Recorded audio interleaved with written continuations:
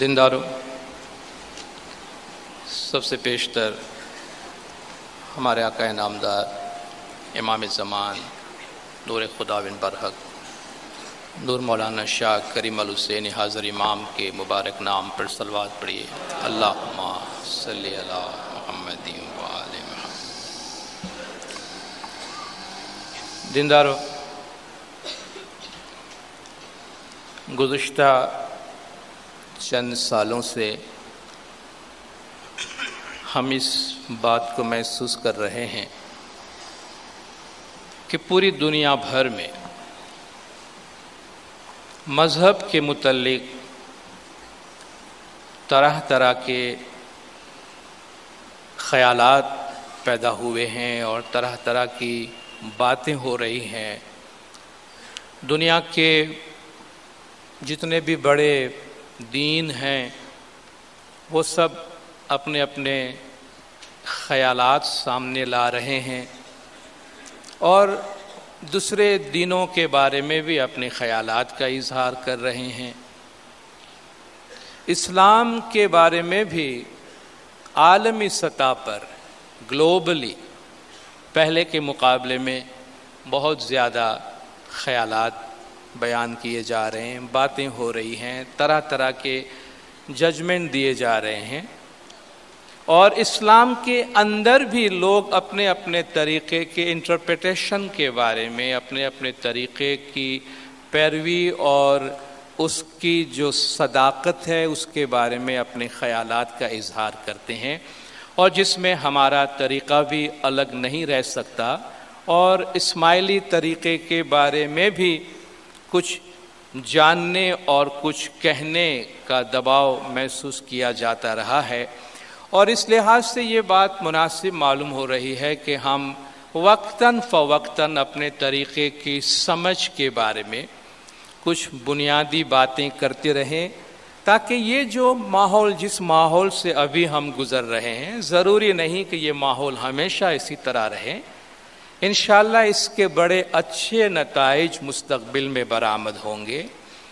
ہم اس کو اپنے لیے ایک اپرچونٹی کے طور پہ لیں، اپنے لیے ایک بلیسنگ کے طور پہ لیں کہ جہاں سب طریقے اپنے اپنے بارے میں اپنے خیالات کا اظہار کر رہے ہیں، تو اسماعیلی طریقے کو بھی یہ موقع مل رہا ہے کہ وہ اسلام کے اپنے انٹرپریٹیشن کو، اسلام کے بارے میں اپنی تشریح اور اپنی وضاحت کو دنیا والوں کے سامنے لائیں، اور ہمارا جو انٹرپریٹیشن دین اسلام کے بارے میں ہے وہ ایسا ہے کہ ساری دنیا اس کو عزت، احترام اور قدر کی نگاہ سے دیکھتی ہے۔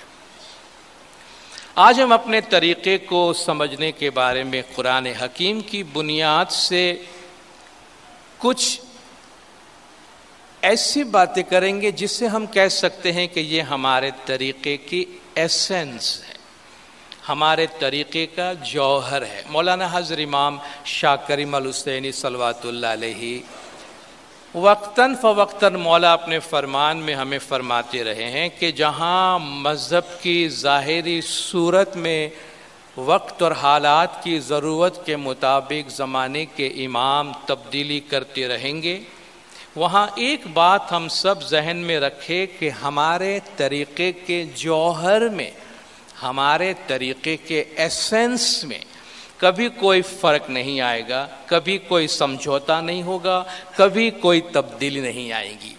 بھلا یہ جوہر ہے کیا؟ یہ جو ہم کہہ رہے ہیں کہ ہمارے طریقے کے جوہر میں اور ہمارے طریقے کے ایسنس میں کبھی کوئی سمجھوتا نہیں ہوگا، کبھی کوئی فرق نہیں آئے گا، یہ ایسنس ہوتی کیا ہے؟ یہ ایسنس کس چیز کا نام ہے؟ جوہر کس چیز کا نام ہے؟ اللہ نے اس کائنات میں جتنی بھی چیزیں پیدا کی ہیں ان میں کچھ ایسی چیزیں ہیں جنہیں جوہر اس لحاظ سے کہا جاتا ہے کہ جوہر وہ ہے جو اپنی ذات پہ قائم ہے اور اسے اپنی ذات پہ قائم رہنے میں کسی اور کی مدد کی ضرورت نہیں پڑتی۔ جوہر کے مقابلے میں اس کی صورت آتی ہے جس کو ہم فارم کہتے ہیں، انگلش میں ہم ایسنس اور فارم کہتے ہیں، عربی میں جوہر اور ارتھ یا جوہر اور اس کی صورت کہتے ہیں۔ صورت بدلتی رہتی ہے، جوہر نہیں بدلتا، جیسا کہ ہم انسان ہیں۔ اللہ نے ہمارے وجود میں دو بنیادی چیزیں رکھی ہیں، ایک ہماری روح ہے اور دوسرا ہمارا جسم ہے۔ انسان کی روح نہیں بدلتی، انسان کا جسم بدلتا ہے۔ ہم بچپن سے لے کے بڑھاپے تک طرح طرح کے حالات سے، طرح طرح کی صورت سے گزرتے ہیں، مگر ہماری جو روح ہے وہ وہی رہتی ہے۔ اس وقت میں آپ کے سامنے جو بات کر رہا ہوں، اس میں دو چیزیں آپ کے سامنے پہنچ رہی ہے، ایک آواز پہنچ رہی ہے اور دوسرا اس میں جو کچھ کہا جا رہا ہے اس میں ایک میننگ ہے، ایک مطلب ہے، اس میں ایک معنی ہے، اور یہ معنی اس وقت آپ کے سامنے اردو زبان میں پیش کیا جا رہا ہے۔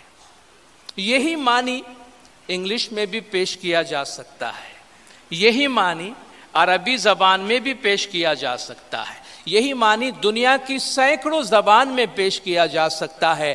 آوازیں بدل جائیں گی، صدائیں بدل جائیں گی، لینگویج بدل جائیں گی، مگر جو معنی بیان کیا جا رہا ہے وہ معنی وہی رہے گی۔ تو اس کی جو معنی ہے وہ اصل ہے، اور جو اس کے لینگویج ہے وہ فارم ہے، وہ اس کی صورت ہے۔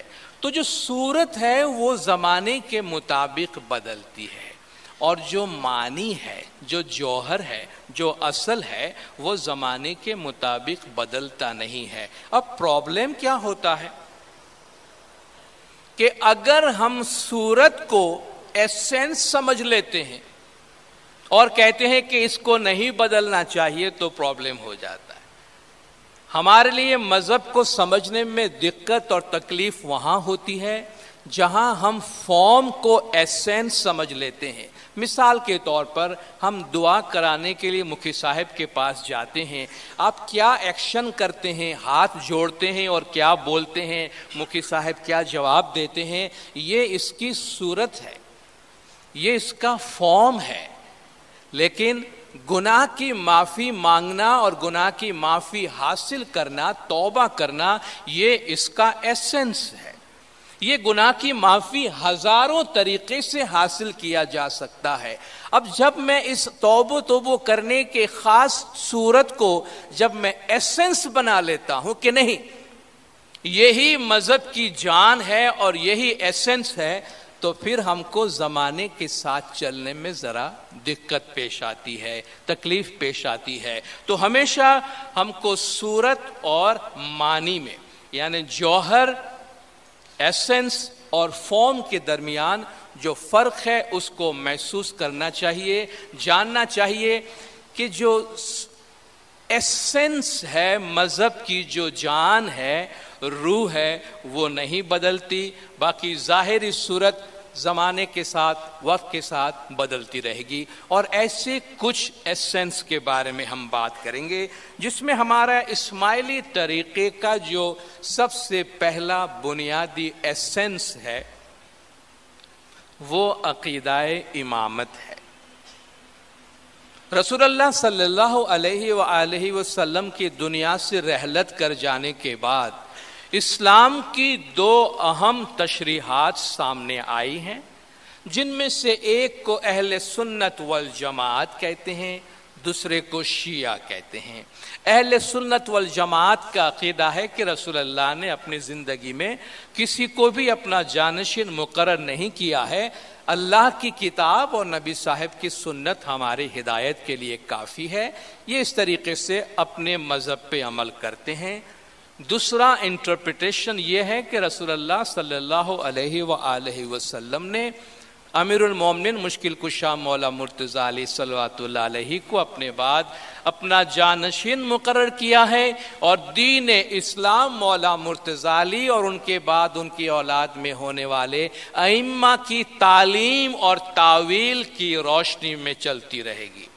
اس موقع پر میں آپ سے گزارش کروں گا کہ ہمارے جو شیعہ امام اسماعیلی طریقے کا آئین ہے، جو ہمارا دستور ہے، جو کانسٹیٹیوشن زمانے کے امام نے ہم کو دیا ہے، آپ اس کی کاپی اٹھائیے، اس کانسٹیٹیوشن کا ایک پریمبل ہے، تمہید ہے، تعارف ہے، انٹروڈکشن ہے، اس انٹروڈکشن کو پڑھیں جس میں اسماعیلی طریقے کے عقیدے کو انتہائی واضح طور پہ بیان کیا گیا ہے، اور وہ کوئی کانفیڈینشیل، کوئی پوشیدہ، کوئی خفیہ، گھر میں تجوری میں چھپانے والا ڈاکیومنٹ نہیں ہے، پبلک ڈاکیومنٹ ہے، پبلک ڈاکیومنٹ ہے، بازاروں میں بکنے والا اور ہر ایک کے ہاتھ میں پہنچنے والا ڈاکیومنٹ ہے، جس میں انتہائی واضح طور پہ مولانا نے یہ تحریر فرمایا ہے کہ شیعہ امام اسماعیلی ہونے کی حیثیت سے ہمارے طریقے کا عقیدہ کیا ہے۔ ہمارا عقیدہ یہ ہے کہ ہم حضور اکرم کے بعد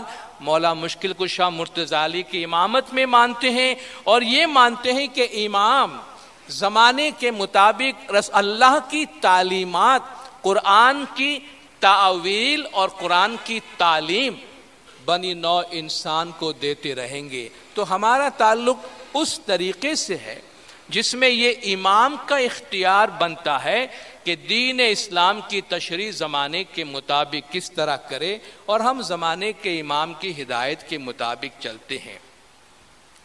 ہمارے ہاں ایک معصوم سی غلط فہمی پائی جاتی ہے جب ہم امامت کے حوالے سے بات کرتے ہیں۔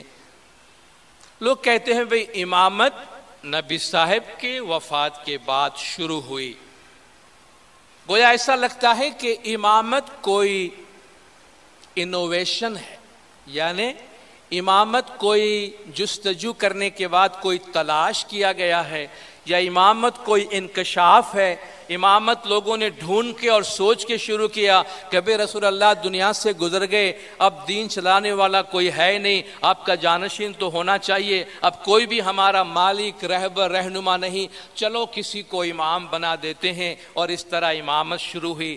شیعہ امام اسماعیلی عقیدے کے مطابق، شیعہ عقیدے کے مطابق، قرآن کی تعلیمات کے مطابق یہ امامت کا آغاز نہیں ہے۔ امامت کا آغاز رسول اللہ کی وفات کے بعد نہیں ہوا ہے۔ امامت تو نبوت کی طرح ہی ایک ازلی چیز ہے۔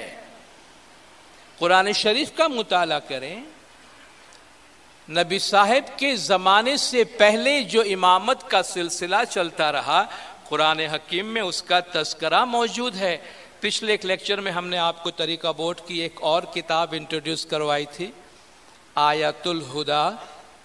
امامت کے بہت سارے آیات اس میں دی گئی ہے، ان کو لیجئے اور ضرور پڑھیے۔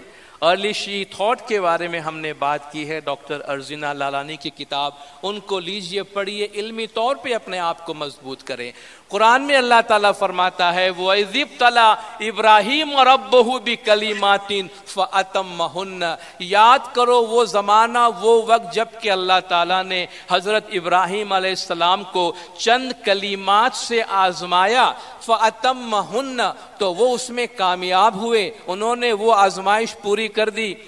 تو اللہ نے فرمایا قَالَ انی جاعلک للناس اماما، ہم آپ کو لوگوں کا امام بناتے ہیں۔ وقال من ذریتی، انہوں نے کہا یا اللہ میری اولاد میں بھی اس کو جاری رکھنا۔ تو امامت یا امام کوئی نیا لفظ نہیں تھا۔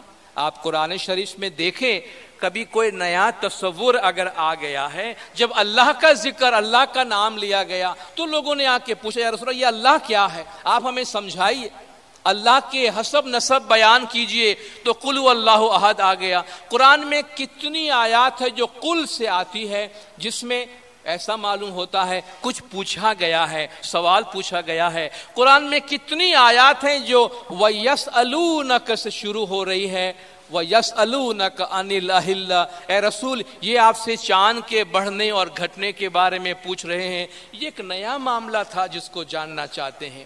تو آپ نے جواب دیا یسألونک عن الروح، یہ لوگ آپ سے روح کے بارے میں جاننا چاہتے ہیں، روح کے بارے میں پوچھتے ہیں، شاید ان کو وہ نیا لگا ہو۔ یسألونک ماذا ينفقون، یہ آپ سے پوچھتے ہیں ہم کیا خرچ کریں۔ جب خرچ کرنے کو کہا گیا ان کو معلوم نہیں کیا خرچ کرے، تو آپ سے پوچھتے ہیں ہم کیا خرچ کریں۔ مگر جب امام اور ائمہ کے لفظ بار بار قرآن میں آیا، کسی نے یہ نہیں پوچھا یا رسول اللہ یہ امام کیا ہے، یہ ائمہ کیا ہے، کسی نے نہیں پوچھا، کیونکہ امام یا ائمہ کا لفظ ان کے لیے نیا نہیں تھا۔ اگر نیا ہوتا، اجنبی ہوتا، انجان ہوتا تو پوچھتے یا رسول اللہ یہ امام کیا ہے، تو شاید کوئی جواب آتا۔ آپ سے امام کے بارے میں پوچھتے ہیں تو آپ بتائیے، کسی نے نہیں پوچھا کہ یہ امام کیا ہے اور امام کے بارے میں کیوں بیان کیا جا رہا ہے۔ تو امامت کا تصور کوئی نیا نہیں تھا۔ اللہ فرماتا ہے وَجَعَلْنَاهُمْ أَئِمَّةً يَهْدُونَ بِأَمْرِنَا، انہیں ہم نے امام بنایا جو ہمارے حکم سے لوگوں کو ہدایت کرتے ہیں۔ رسول اللہ صلی اللہ علیہ وسلم کے پہلے بنی اسرائیل میں اللہ فرماتا ہے جعلناہم ائمۃ یہدون بامرنا، ہم نے ان کو امام بنایا جو ہمارے حکم سے لوگوں کو ہدایت کرتے ہیں۔ اس میں دو اہم باتیں یاد رکھیے، جب بھی امامت کے بارے میں بیان ہو اللہ فرماتا ہے ہم نے ان کو امام بنایا۔ امام کوئی اور نہیں بنا سکتا ہے، امام کوئی کسی اور کو مقرر نہیں کر سکتا، اور امام کا لقب کوئی بھی اپنی مرضی سے کسی کو دے نہیں سکتا۔ عوام لوگ اپنے طور پہ کافی القاب دے دیتے ہیں، وہ اپنی جگہ پر ہے، مگر شیعہ عقیدے کے مطابق یہ امام اللہ کسی کو بناتا ہے، اللہ اپوائنٹ کرتا ہے، یہدون بامرنا، اور وہ اللہ کے حکم سے ہدایت کرتے ہیں، اللہ کے امر سے ہدایت کرتے ہیں۔ اللہ کے امر سے کس طرح ہدایت کرتے ہیں؟ انہیں اللہ کا امر دیا جاتا ہے، انہیں اللہ کا اذن دیا جاتا ہے، ان کے پاس اللہ کا امر ہوتا ہے، اسی لیے ان کو اولو الامر کہتے ہیں۔ جو اللہ نے فرمایا اطیعوا اللہ و اطیعوا الرسول و اولی الامر منکم، اللہ کی رسول کی اولو الامر کی اطاعت کرو۔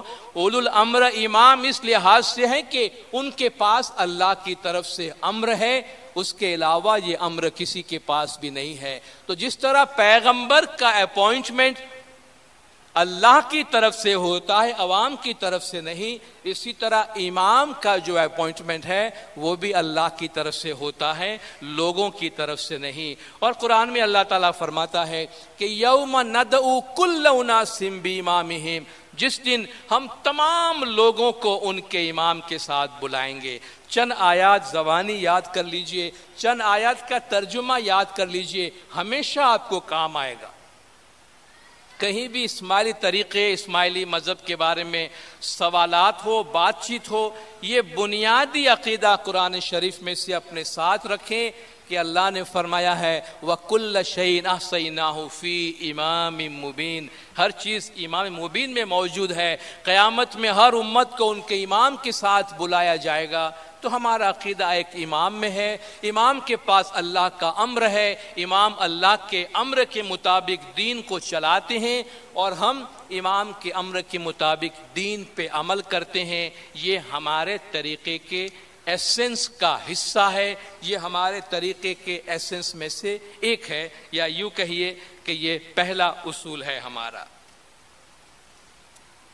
ہمارے طریقے کا جو ایک اور ایسنس جو مولا بار بار اپنے فرمان میں تذکرہ فرماتے ہیں وہ یہ کہ مولا نے فرمایا نبی صاحب کے زمانے سے، مولا مشکل کشا مرتضی علی کے زمانے سے لے کر ہمیشہ ہمارے طریقے نے انسان کی عقل کو اہمیت دی ہے۔ انٹلیکٹ یعنی عقل کی ہمارے طریقے میں بہت زیادہ اہمیت ہے۔ قرآن شریف میں اللہ تعالیٰ احکام جتنے بھی بیان کرتا ہے کہ آپ یہ کریں یہ نہ کریں، ان احکام کے مقابلے میں عقل استعمال کرنے کے بارے میں آیات کئی سو زیادہ ہے، کئی گنا زیادہ ہے، کہ جس میں اللہ فرماتا ہے عقل استعمال کرو، عقل استعمال کرو۔ ارے بھائی اگر ہم انسان ہیں، ہمیں کون سی چیز انسان بناتی ہے؟ کون سی چیز ہے جو ہم کو حیوان سے ممتاز کرتی ہے؟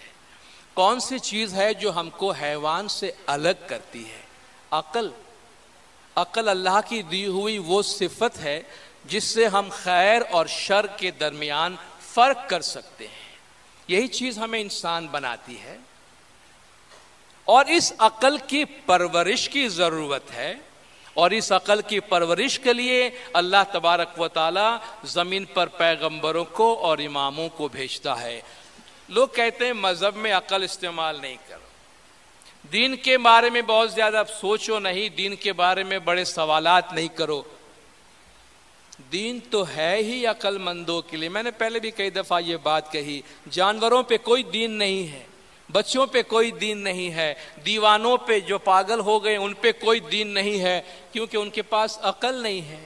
دین صرف ان پہ لاگو ہوتا ہے جن کے پاس عقل ہے۔ اللہ تعالیٰ قرآن میں فرماتا ہے وَلَقَدْ ذَرَأْنَا لِجَهَنَّمَ كَثِيرًا مِنَ الْجِنِّ وَالْإِنسِ، ہم نے انسان اور جنات میں سے ایک بہت بڑی تعداد کو جہنم کے واسطے مخصوص کر دیا ہے۔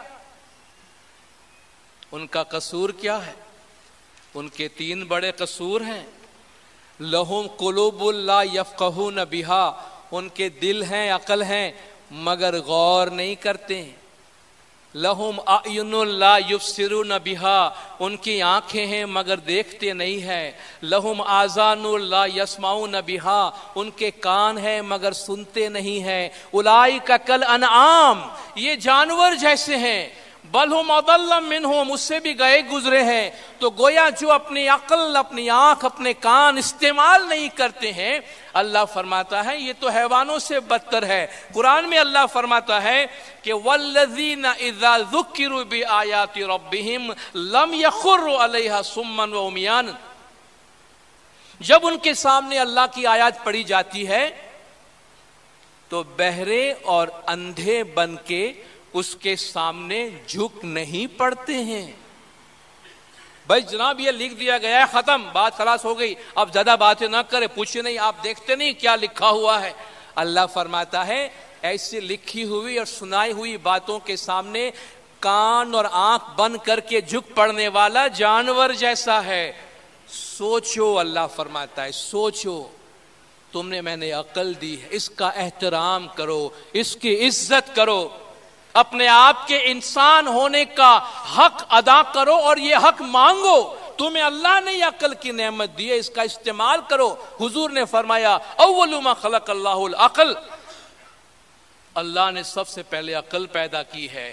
اول ما خلق اللہ نوری، اللہ نے سب سے پہلے میرے نور کو پیدا کیا ہے، وہی نور عقل ہے۔ جو ہمیں ایمان لانے کا حکم دیتا ہے وہی ہمیں عقل استعمال کرنے کا حکم دیتا ہے، اور جو ہمیں عقل استعمال کرنے کا حکم دیتا ہے وہی ہمیں کہتا ہے کہ ایمان لاؤ۔ تو ایمان اور عقل دونوں چیزیں ایک ساتھ چلتی ہے، ایمان آنے سے عقل بند نہیں ہو جاتی۔ مولا نے ایک جگہ پہ فرمایا اگر عقل استعمال نہیں کرنی ہے تو انسان کو عقل کیوں دی گئی ہے؟ اگر انٹلیکٹ کا استعمال ہی نہیں کرنا ہے، عقل کا استعمال ہی نہیں کرنا ہے، تو اللہ نے یہ نعمت ہم کو دی کیوں ہے؟ اللہ نے یہ نعمت ہم کو دی ہے کہ اس کو یوز کریں، اس کا استعمال کریں۔ اور عقل زمانے کے ساتھ پروان چڑھتی ہے، عقل کو علم کی ضرورت ہے، علم وقت کے ساتھ بدلتا ہے۔ آج سے 1000 برس پہلے انسان جس طرح سوچتا تھا آج اس طرح نہیں سوچتا ہے۔ جو باتیں آج سے 1400 سال پہلے کے لوگوں کے عقل کے معیار کے مطابق کہی گئی ہے،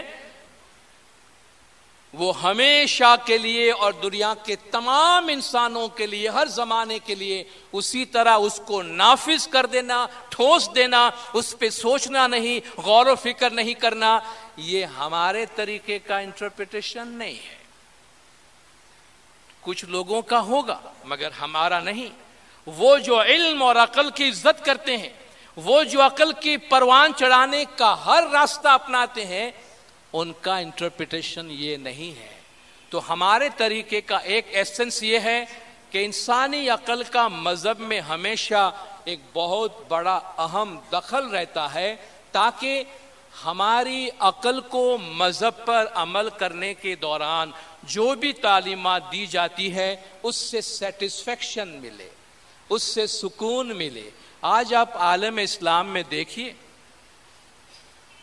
پڑھے لکھے مسلمانوں کے طبقات میں جا کر دیکھیے، ایک پکار ہے، ایک شور ہے، ایک آواز ہے جو کہتے ہیں اسلام کو اندر سے بدلنے کی ضرورت ہے، الزامات باہر مت لگا، وہ کہتے ہیں مسلمانوں کی بدحالی کے الزام باہر مت لگاؤ، اپنی ذات کی طرف دیکھو، کہیں ایسا تو نہیں ہے کہ اسلام کا تمہارا انٹرپریٹیشن تمہیں دنیا میں ترقی کرنے سے روک دیا ہے۔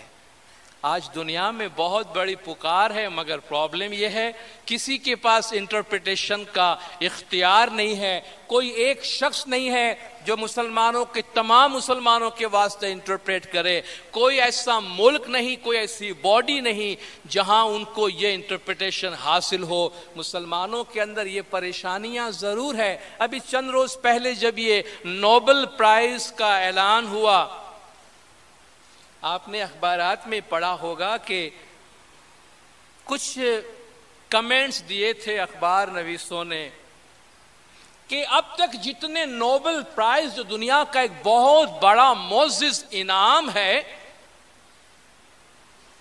وہ سارے غیر مسلموں میں گئے ہیں۔ اب تک جتنے نوبل پرائز دیے گئے ہیں ان میں مشکل سے 6 مسلمانوں کا نام آیا، 6 مسلمان۔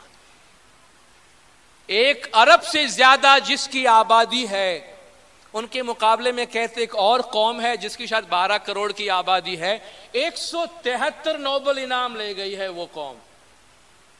کیا وجہ ہے؟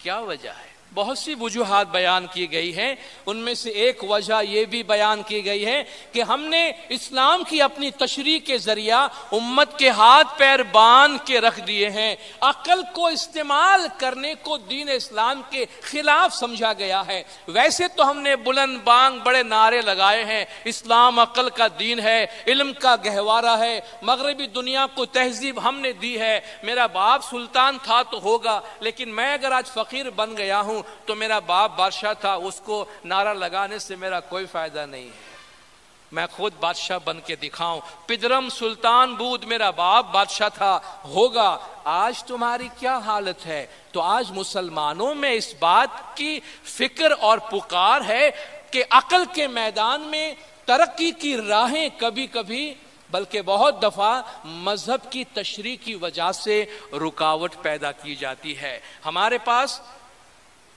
یہ راستہ کھلا ہوا ہے، اور ان اخبار نویسوں نے، یہ لیڈرز لکھنے والے، انہوں نے ایک ہی کنکلوژن نکالا ہے، ایک ہی حل نکالا ہے کہ مسلمانوں کو علم کے میدان میں ترقی کرنی چاہیے۔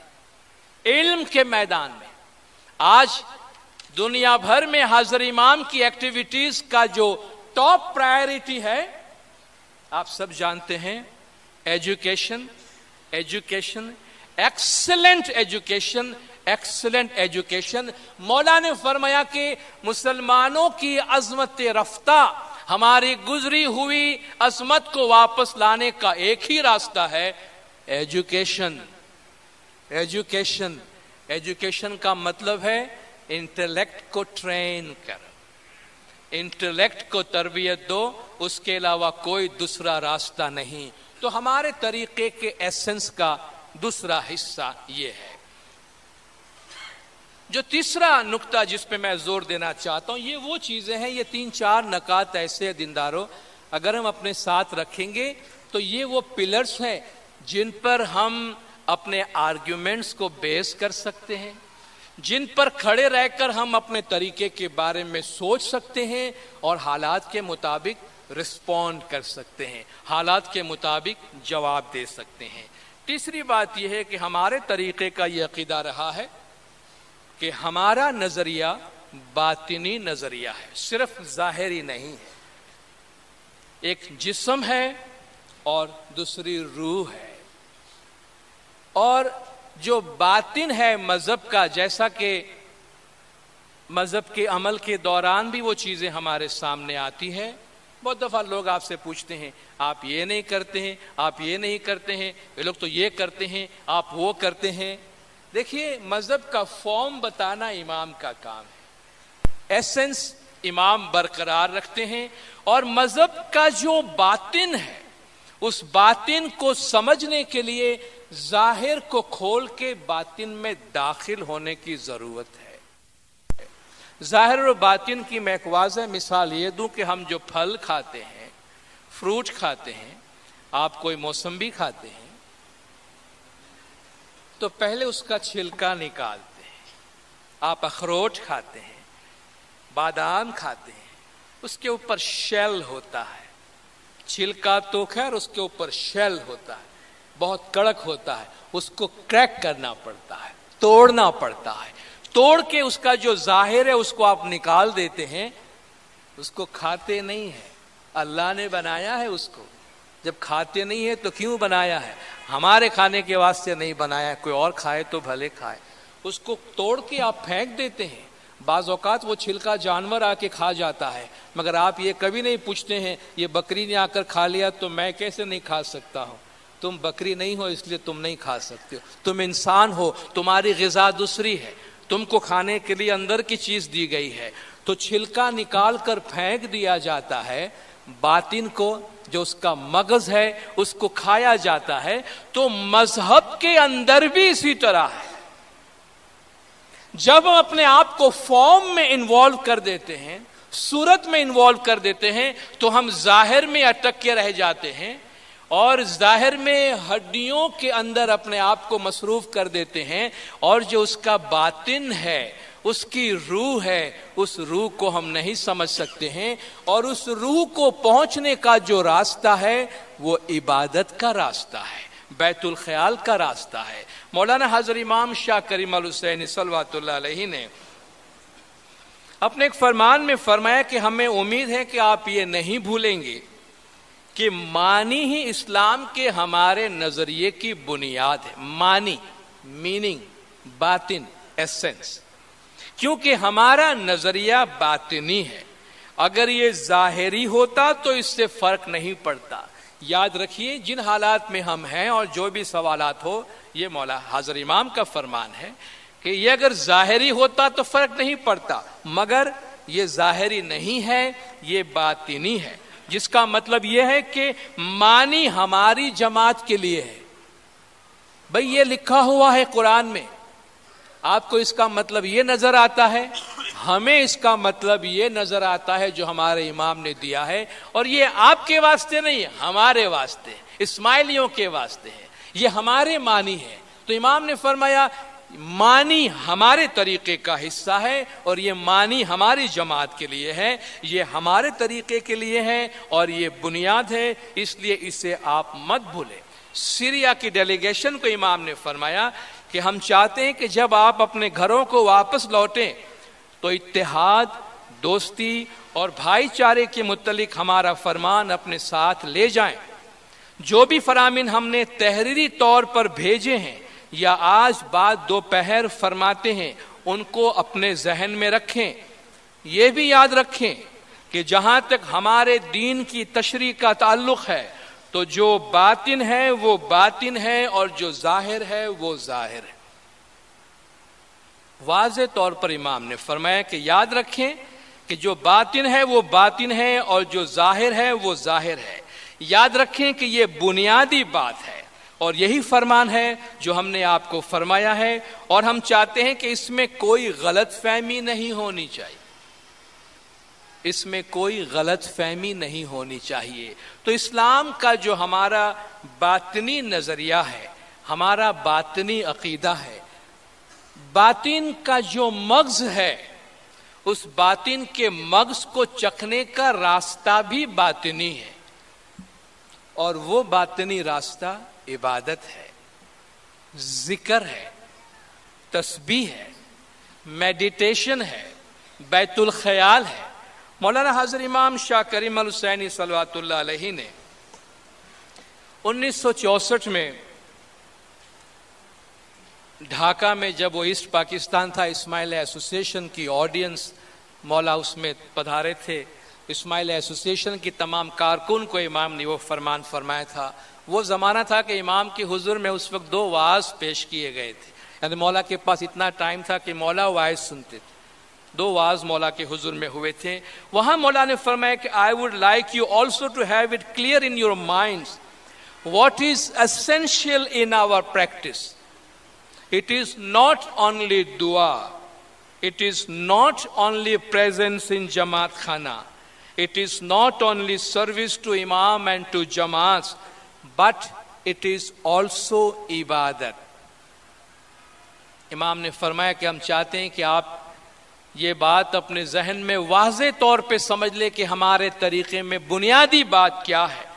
یہ صرف دعا نہیں ہے, دعا اپنی جگہ پہ اہم ہے, مگر یہ صرف دعا پڑھنا نہیں ہے, صرف جماعت خانے کی حاضری نہیں ہے, صرف امام اور جماعت کی خدمت نہیں ہے, مگر یہ عبادت بھی ہے.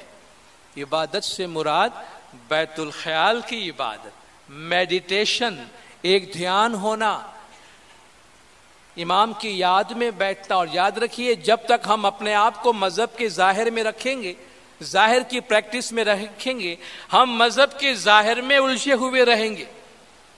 جب اپنے آپ کو مذہب کی باطنی پریکٹس میں لے جائیں گے تو مذہب کی جان سمجھ میں آ جائے گی. آپ کو شاید ہی کبھی کوئی ایسا آدمی ملے گا جو عبادت, بندگی, بیت الخیال اور میڈیٹیشن میں بہت ریگولر ہو, اس کے ذہن میں کبھی مذہب کی ظاہری چیزوں کے بارے میں کوئی سوال آیا ہو. کبھی نہیں آیا. وہ ایک سمندر کی طرح ہوتا ہے جس میں بہت سارا بھید بھرا ہوتا ہے. مولا نے فرمایا اگر آپ عبادت میں اپنے آپ کو پابند رکھیں گے تو مذہب کی حقیقت کو سمجھنے میں کبھی نہیں چوکیں گے, اور مذہب کے بارے میں کبھی کوئی سوال پیدا نہیں ہوگا آپ کے ذہن میں. ایک اور مقام پہ مولا کا فرمان ہے جو مولا کے پچھلے جامع کا یہ فرمان ہے.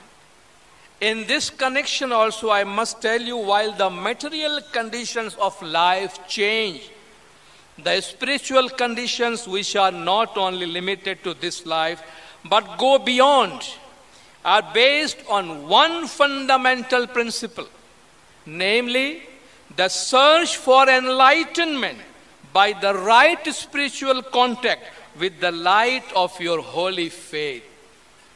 کہ اس کانٹیکسٹ میں ہم آپ کو یہ بھی یاد دلا دیں, مولا نے فرمایا کہ جہاں دنیاوی حالات بدلتے رہتے ہیں وہاں جو باطنی حالات ہیں, روحانی حالات ہیں, وہ صرف اس دنیا تک محدود نہیں ہیں بلکہ اس سے بھی آگے جاتے ہیں, اور وہ صرف ایک بنیادی اصول پر قائم ہے. کیا ہے وہ بنیادی اصول؟ سرچ فار انلائٹنمنٹ, روحانی روشنی کی تلاش, by the right spiritual contact, درست روحانی رابطہ, with the light of your holy faith, تمہارے مقدس دین کے لائٹ کے ساتھ, تمہارے مذہب کی روشنی کے ساتھ تمہارا درست کنیکشن, اسپرچل انلائٹنمنٹ, روحانی روشنی حاصل کرنے کے لیے اس پر تمہاری روحانی زندگی کا دار و مدار ہے. تو یاد رکھیے دینداروں, اگر مذہب کے سمجھ کے بارے میں ہمیں سوالات اور پریشانیوں کا سامنا ہے تو میں ایک بات آپ کو بہت واضح طور پر صاف دل سے کھل کے بتاتا ہوں, اعتراف کرتے ہوئے بتاتا ہوں, اور اس اعتراف میں کوئی شرمندگی نہیں ہے.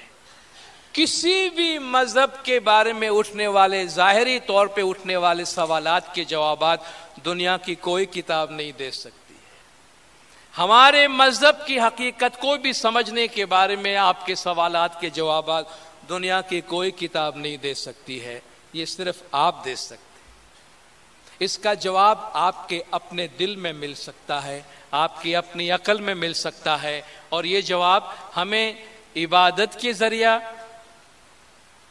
اسپرچل انلائٹنمنٹ, روحانی روشنی کے ذریعہ ہمیں یہ جواب اور یہ سکون مل سکتا ہے. اس لیے تلاش کے لیے وہ راستہ اور وہ ذریعہ اپنائے جو صحیح ہے, جو درست ہے, اس کو چھوڑ کر اور کوئی راستہ نہیں. باقی راستے ضرور ہم اپنائیں, مگر عبادت کے ساتھ ساتھ بیت الخیال کے ساتھ ساتھ، ذکر کے ساتھ ساتھ ہر روز تھوڑا سا ٹائم نکالے اپنے واسطے. بیت الخیال میں جو آتے ہیں ضرور آئیں، باقاعدگی سے آئیں، میڈیٹیٹ کریں، اکیلے میں بیٹھیں، خدا کا ذکر کریں، خدا پہ دھیان لگائیں. اگر وہ نہیں ہو سکتا کسی وجہ سے، 24 گھنٹے میں کوئی بھی ٹائم نکالے، اپنے آپ کو تنہائی میں لے جائیں، اکیلے میں لے جائیں، خاموشی میں لے جائیں. تھوڑی دیر اکیلے میں بیٹھیں، اپنے بارے میں سوچیں، خدا کے بارے میں سوچیں، کوئی تسبیح پڑھیں، اپنے آپ کے وجود کے بارے میں سوچیں، اور پھر آپ دیکھیں ہمیں اندر سے کتنا سکون ملتا ہے. ہم غلط جگہ پہ چیزوں کو ڈھونڈتے ہیں. ایک بادشاہ کا بڑا قیمتی اور خوبصورت سا ہار تھا جو اس نے اپنے بیٹی کو انعام کے طور پہ دیا تھا، مگر کسی وجہ سے وہ اس کی بیٹی کے ہاتھ سے گم گیا. اب بادشاہ بڑا پریشان ہو گیا کہ یہ میری بیٹی کا ہار کس نے چرایا اور وہ ہار کہاں گیا. کسی نے کہا کوئی چور لے گیا، کسی نے کہا کوئی چڑیا اڑا کے لے گئی، نہ معلوم کیا ہوا. بادشاہ نے اعلان کیا کہ میں وہ ہار واپس لانے والے کو بہت بڑا انعام دوں گا، کیونکہ بڑا قیمتی اور بڑا عزیز ہار تھا. سارے شہر میں، گاؤں میں ڈنکا بجایا گیا کہ بادشاہ نے لاکھوں کے انعام کا اعلان کیا ہے، کوئی وہ ہار ڈھونڈ کے لا دے. ایک نوجوان گاؤں کے ایک نہر کے قریب سے گزر رہا تھا اور اس نہر میں سے گندا پانی گزر رہا تھا. ہمارے ہاں بھی ہم جہاں سیوریج سسٹم اچھا نہیں ہے تو آپ جانتے ہیں سارا گندا پانی اس نالے میں سے گزرتا ہے. تو اس نے دیکھا کہ وہ نہر گزر رہی، اس کے پاس سے وہ جا رہا تھا، تو اچانک اس کو نہر میں کوئی چمک نظر آئی. تو غور سے دیکھا اس گندے پانی میں، اس کو ایسا لگ رہا تھا کوئی چیز چمک رہی ہے. تھوڑی دیر کھڑے کھڑے غور سے دیکھا تو ایسا لگا یہ تو ہار لگتا ہے، یہ تو کوئی قیمتی ہار معلوم ہوتا ہے، وہی ہار ہوگا جو بادشاہ کا ہے. فوراً خیال آیا یہ ہار میں اٹھا لوں، بڑا قیمتی ہے، بہت بڑا انعام ہے اس میں. ہاتھ ڈالا، پانی پھر سے گندا ہو گیا، پانی ویسے ہی گندا تھا. تو تھوڑی دیر کے لیے ہار غائب ہو گیا چونکہ پانی بڑا گندا ہو گیا. تو کھڑا رہا، صاف ہونے کا انتظار کرتا رہا، پانی بہنے کا انتظار کیا، پانی صاف ہو گیا. پھر دیکھا کہ ہار چمک رہا ہے. کہا تھوڑی سی ہمت کر کے میں اتر جاؤں اندر. پانی بڑا گندا ہے مگر کہا لالچ بہت بڑا ہے کہ بہت بڑا انعام ملے گا. اتر گیا پانی میں اور ادھر ادھر ہاتھ مارا، ہار ہاتھ میں نہیں آیا. پریشان ہو کے باہر آ گیا، کھڑا رہا کہ پانی پھر سے ساکن ہو جائے تو مجھے نظر آئے. پھر پانی ساکن ہوا، صاف ہوا، دیکھا ہار چمک رہا ہے، اندر ہار چمک رہا ہے. کہ یہ ہے کدھر جو میرے ہاتھ میں نہیں آتا ہے. تو ایک بزرگ آدمی وہاں سے گزرا. کہا بیٹے کیا دیکھ رہے ہو، کیا ڈھونڈ رہے ہو؟ پہلے سوچا کہ میں اس کو نہیں بتاؤں، میں اس کو بتاؤں گا کہ یہ ہار ہے، یہ خود اٹھا کے لے جائے گا اور یہ انعام میرے ہاتھ سے چلا جائے گا. کہا بیٹا گھبراؤ نہیں، اگر کوئی قیمتی چیز ہے میں وعدہ کرتا ہوں تمہیں نکال کے دوں گا، تو مجھے بتاؤ تو صحیح کیا پریشانی ہے. کہا میں کافی دیر سے دیکھ رہا ہوں، وہ ہار بادشاہ کا مجھے اس میں نظر آ رہا ہے، مگر میں اترتا ہوں، ہاتھ ڈالتا ہوں تو وہ غائب ہو جاتا ہے، ملتا نہیں ہے.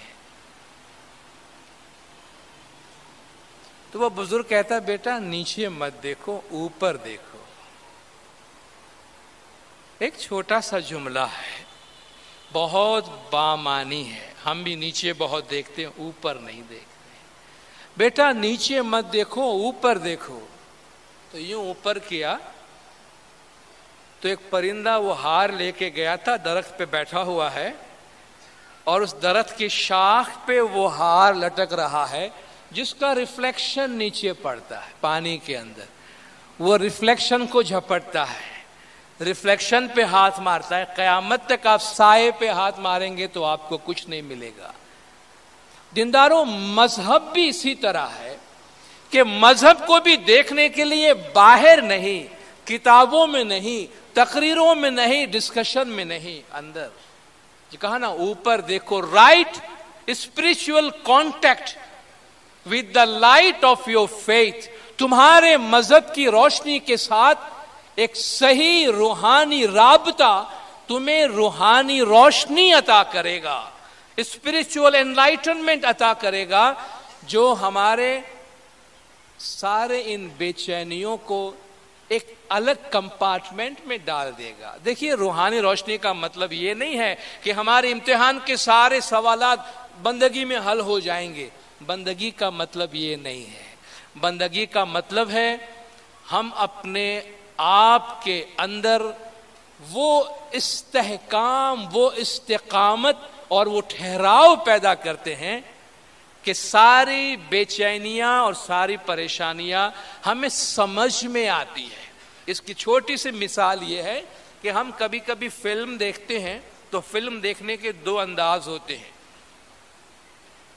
فلم دیکھنے والے دو طرح کے ہوتے ہیں. ایک وہ ہیں جو فلم میں بہت انوالو ہو جاتے ہیں, اتنا انوالو ہو جاتے ہیں کہ اپنے آپ کو فلم کا کیریکٹر بناتے ہیں. وہاں کوئی روتا ہے تو یہ بھی روتا ہے, وہاں کوئی دکھی ہوتا ہے تو یہ بھی دکھی ہوتا ہے. فلم ختم ہوتا ہے تو گھنٹوں دکھی رہتا ہے کہ اس کے ساتھ اتنا برا ہوا, حالانکہ وہ فلم ہے, وہ اپنے آپ کو فلم میں انوالو کر دیتا ہے. دوسرا وہ ہے جو فلم انجوائے کرنے کے واسطے دیکھتا ہے باہر بیٹھ کے, یعنی اس سٹوری سے اپنے آپ کو باہر رکھتا ہے اور سٹوری اس کی آنکھوں کے سامنے سے اس طرح گزرتی ہے جیسے ہم کسی آئینے کے سامنے جا کے کھڑے ہوتے ہیں. جب تک ہم آئینے کے سامنے ہیں تو آئینے پہ اس کا عکس ہے. کبھی ایسا نہیں ہوا کہ ہم آئینے کے سامنے سے گزر گئے مگر ہمارا چہرہ آئینے پہ لگا ہوا ہے, ایسا کبھی نہیں ہوتا ہے. جو چیز آئینے کے سامنے سے ہٹ گئی آئینہ صاف ہو گیا. ہماری سوچ ایسی کہ جو چیز گزر گئی سامنے سے گزر گیا. تو ہم بہت زیادہ دنیاوی چیزوں کے اندر اتنا انوالو ہو گئے ہیں کہ اپنے آپ کو خامخواہ دکھی کرتے ہیں.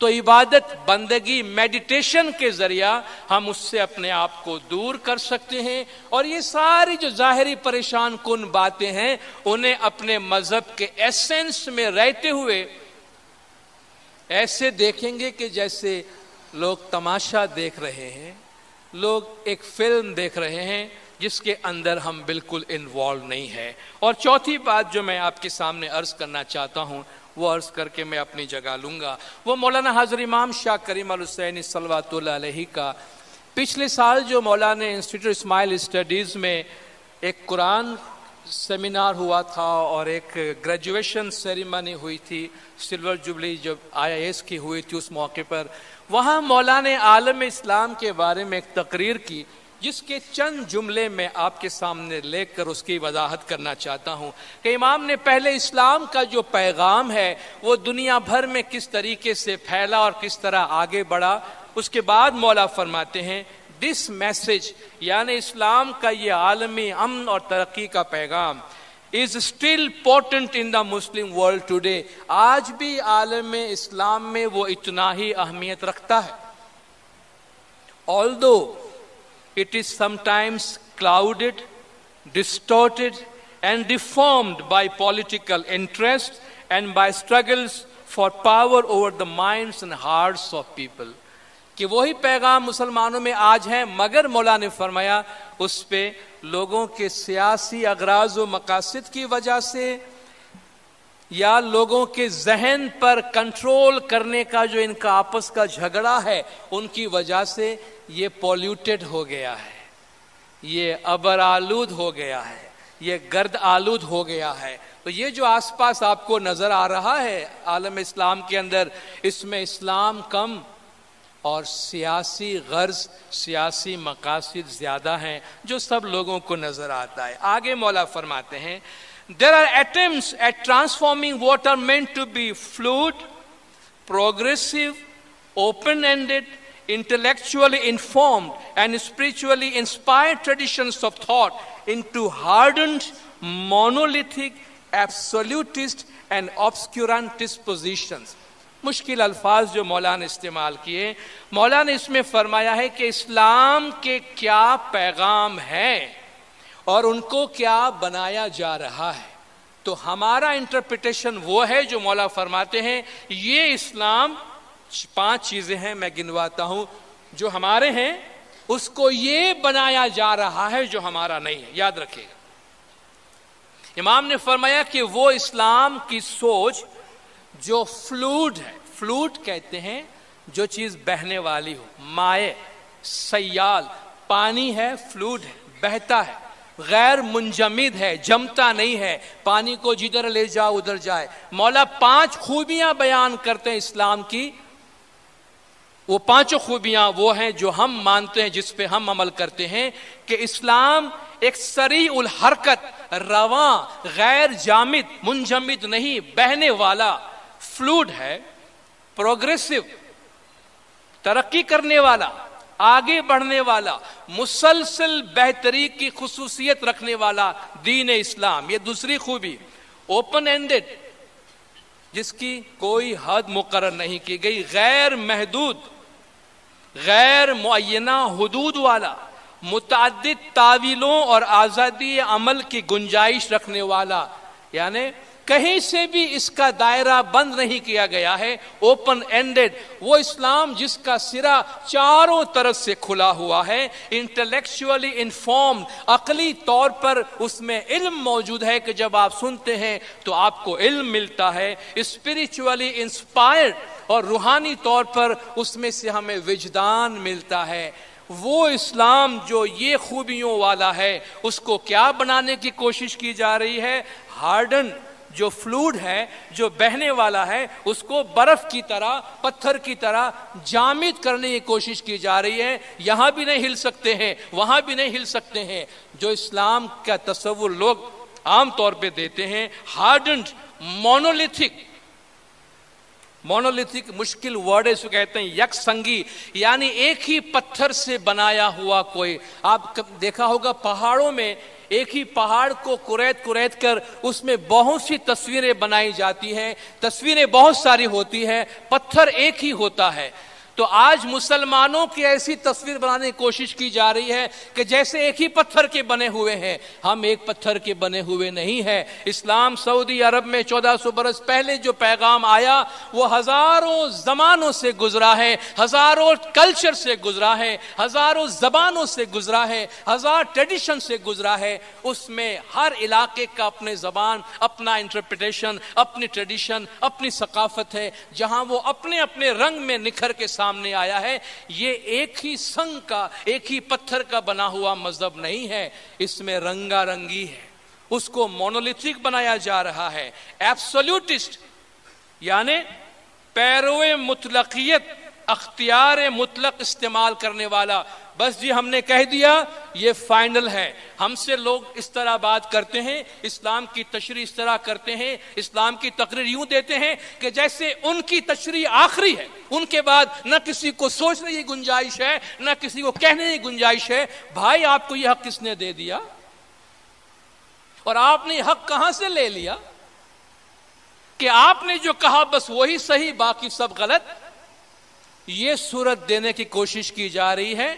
اور آبسکیورنٹسٹ، جہل پسند، اندھیرا پسند کرنے والا، ظلمت پسندی کا حامل، اصلاح دشمن، ترقی کا مخالف، جہاں بھی روشنی کی بات کرو، اسکول کی بات کرو، عورتوں کی تعلیم کی بات کرو، جدید چیزوں کی بات کرو، نہیں جی اسلام میں اس کی اجازت نہیں ہے. اسلام میں اجازت نہیں ہے کہہ کے مسلمانوں کے ہاتھ کاٹ دیے گئے، مسلمانوں کے پیر کاٹ دیے گئے، مسلمانوں کی سوچ مسدود کر دی گئی. اب تو سوچو، ہوش میں آؤ.